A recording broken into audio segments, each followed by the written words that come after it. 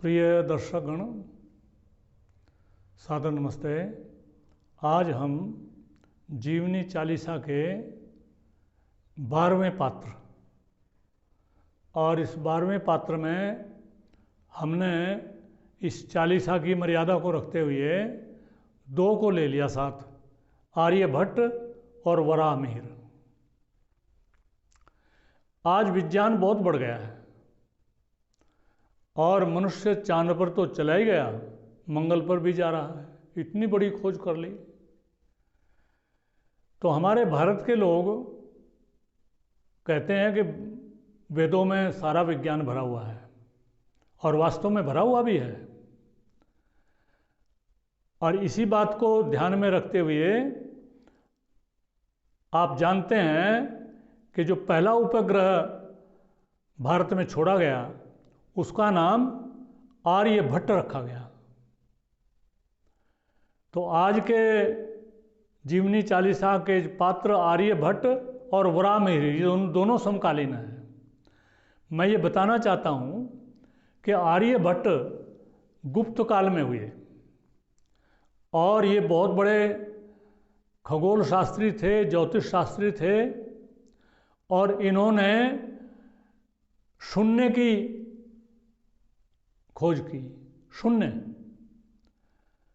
यद्यपि वेद में तो पहले से शून्य था, लेकिन इन्होंने वेद में से ही खोज की और दशमलव की भी इन्होंने खोज की। और आप आश्चर्य करेंगे कि पाई की भी उन्होंने खोज की। पाई की कीमत 3.14, ये भी इन्होंने बताया। अब आप ये कहेंगे कि भारत में इतना विज्ञान था, यो अब तो कहीं दिखता नहीं कुछ भी। दुर्भाग्य यह है इस देश का कि जिस प्रकार से पश्चिम जगत ने खोज करनी प्रारंभ की, जिस समय यहाँ आर्यभट्ट वराहमिहिर हुए, उस समय तो पश्चिम में कुछ भी नहीं था, वो कच्चा मांस खाते थे, लोग कबीलों में रहते थे। लेकिन यहाँ इतने बड़े ये भूवैज्ञानिक और ज्योतिषी इतने पैदा हुए, लेकिन वो ज्ञान आगे नहीं बढ़ा, कोई सिस्टमेटिक नहीं था यहाँ सिस्टम। आर्यभट्ट ने जो कुछ कर दिया वो छोड़ के चले गए, उन्होंने अपनी विरासत आगे नहीं दी, आगे से आगे नहीं चली। आज का विज्ञान जो तरक्की कर रहा है, जो कुछ भी एक वैज्ञानिक कर देता है उसका रिकॉर्ड बन जाता है और उसको लाइब्रेरी में उसको संरक्षित कर दिया जाता है और अगले वैज्ञानिक उसको आधार बना करके आगे चलते हैं। लेकिन भारत का दुर्भाग्य ये रहा कि आर्यभट्ट हुआ तो उसका साहित्य आगे तो कोई क्या बढ़ाता, कुछ दिन के बाद वो साहित्य ही लुप्त हो गया कहीं। बहुत थोड़ा साहित्य आर्यभट्ट का मिलता है।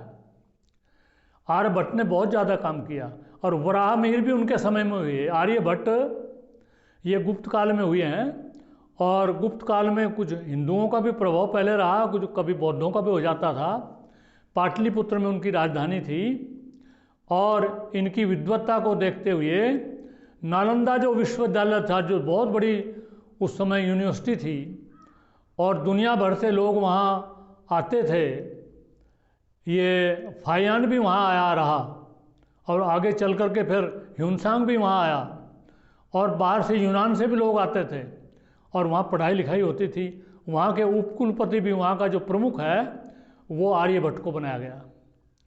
इनके समकालीन ही वराहमिहिर हुए, जिन्होंने पंच सिद्धांत की रचना की और धरती सूरज के चारों तरफ घूमती है और सूर्य ग्रहण और चंद्र ग्रहण क्यों होते हैं इसका भी कारण उन्होंने परछाई के आधार पर बताया, जो आजकल विज्ञान बताता है।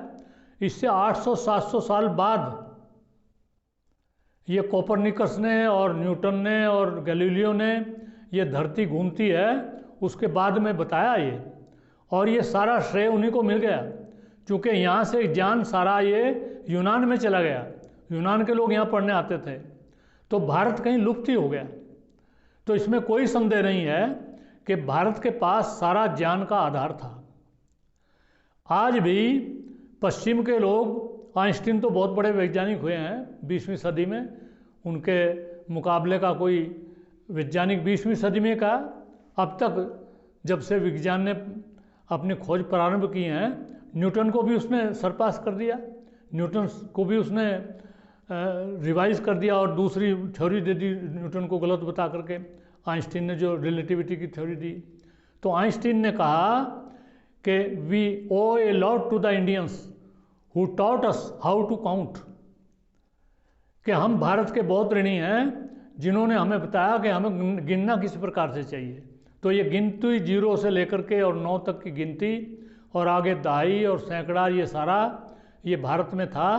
बस भारत में तो यही कमी रही कि एक कोई वैज्ञानिक ज्योतिषी कोई हुआ और वो अपनी रचना करके चला गया, तो उसको आगे बढ़ाने की तो कोई बात ही नहीं थी, उसकी रचना को भी हम संरक्षित नहीं कर सके।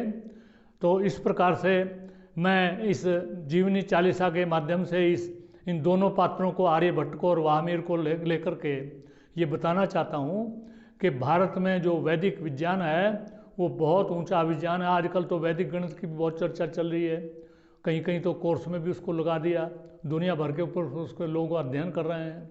वेद में गणित भरा पड़ा है और गणित का जो आधार है वो वेद में ही है। तो इस प्रकार से हमें इस बात को समझना चाहिए कि भारत ही सारे ज्ञान विज्ञान का आधार है, और ये आर्यभट्ट और वाहमीर इस दृष्टि से बहुत बड़े भूगोल शास्त्री और बहुत बड़े ज्योतिष शास्त्री हुए हैं। इतना ही इन दोनों महापुरुषों के संबंध में बताना पर्याप्त है। इति ओम शम नमस्ते जी।